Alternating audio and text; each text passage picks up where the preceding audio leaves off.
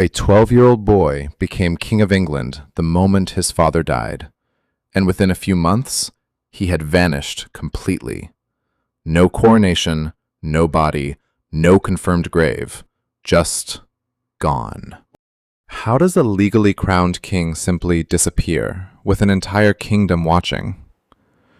And how has that disappearance stayed completely unsolved for more than 500 years? This is the true story of Edward V of England, one of the princes in the Tower, in the center of one of history's most famous unsolved royal mysteries. By the end of this video, you'll understand exactly what happened and what still hasn't been solved, and you'll pick up 3 advanced English words you'll actually hear in real conversations, not just textbooks. Let's get into it. In April 1483, King Edward IV of England died suddenly and unexpectedly. Under English law at the time, the crown passed instantly to his oldest son, so the moment his father died, 12-year-old Edward legally became King Edward V. Here's a detail worth clearing up honestly, right at the start. Edward wasn't king for a single literal day, in the way that might sound dramatic. Under the principal English lawyers of the time, summarized in Latin as "the king never dies," the throne cannot legally sit empty for even a moment, so the crown passes to the next heir automatically and instantly, whether or not a coronation ever actually happens. What's true, and just as strange, is that Edward never once wore an actual crown, never held a coronation, and never made a single real decision as king before he disappeared. In every practical sense, his reign existed only on paper, a king who technically ruled an entire country without ever actually being allowed to rule it. Because Edward was only 12, his father's will named his uncle, Richard, Duke of Gloucester, as Lord Protector, someone to govern temporarily until the young king came of age. Richard moved quickly. On the 29th of April, 1483, he intercepted the young king's traveling party at a town called Stony Stratford, arrested 3 of Edward's closest advisors, his uncle, Anthony Woodville, his half-brother, Richard Grey, and his longtime chamberlain, Thomas Vaughan, and took custody of the boy king himself. All 3 men were later executed on Richard's orders, without ever facing a full trial. Edward was lodged in the Tower of London, which, at the time, wasn't the grim prison most people picture today.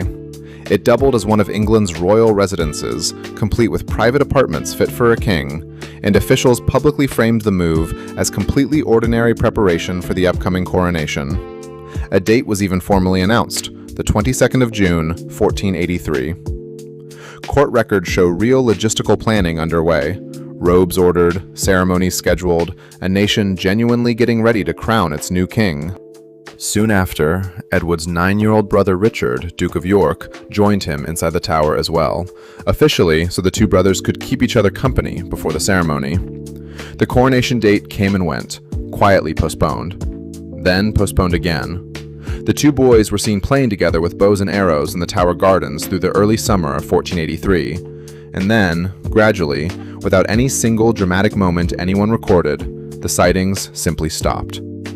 In June 1483, a document called the Titulus Regius was presented to Parliament, declaring that Edward IV's marriage to the boy's mother had never been legitimate in the first place.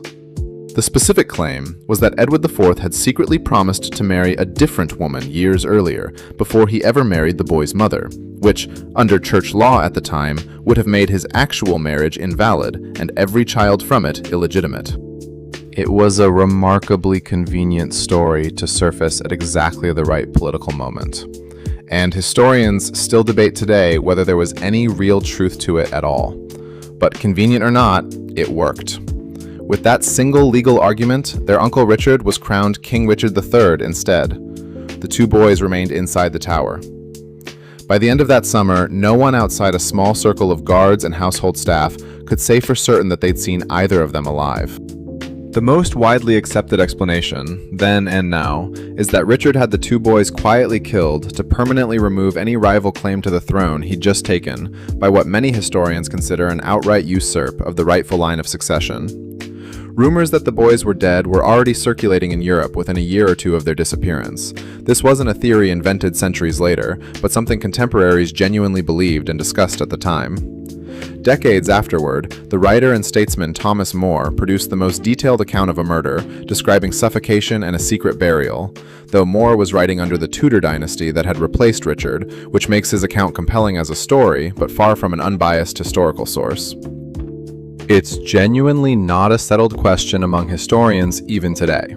A vocal group of researchers, often called Ricardians, argue there's no direct proof Richard ordered anything, and point out that no contemporary record from 1483 itself ever accuses him outright. The strongest accusations only appear years later, once his rivals were already in power and had every reason to paint him as a monster. They point instead to a different suspect entirely, Henry Tudor, who defeated Richard in battle 2 years later in 1485 and became King Henry VII. Henry had just as strong a motive.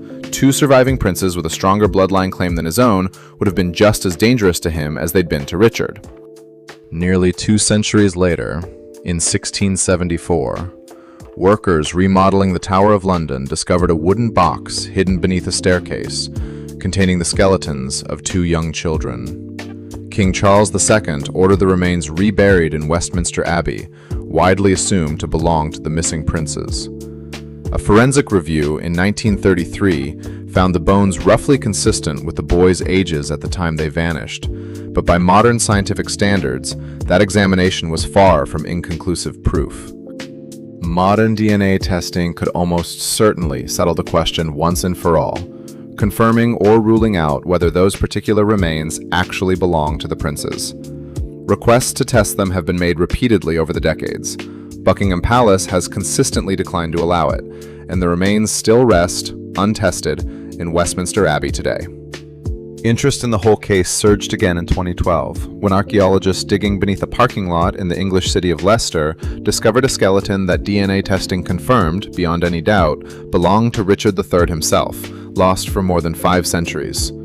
If science could finally locate and identify a missing king buried under a parking lot, many historians pointed out, there's no real technical reason it couldn't do the same for 2 missing princes resting in a marked, known location at Westminster Abbey.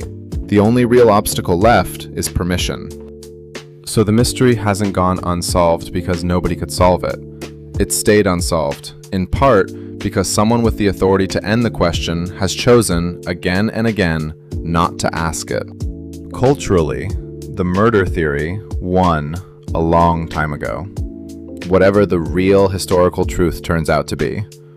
A century after the boys vanished, William Shakespeare wrote Richard III, portraying the king as a scheming, murderous villain who orders the princes killed without hesitation. That single play shaped how millions of people have pictured Richard ever since, regardless of what the actual historical evidence can or can't prove.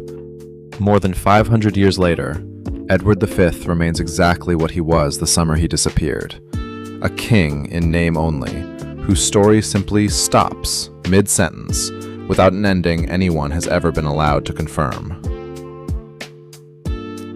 Let's lock in today's 3 words. Legitimate, recognized as valid or lawful. She questioned whether the company's claims were legitimate before signing the contract. Usurp, to take power or authority illegally or by force. The general usurped control of the government in a sudden coup. And inconclusive, not leading to a clear, definite result. The test results were inconclusive, so the doctors ordered a second exam. Try using one of these 3 in the comments. I'll be reading them.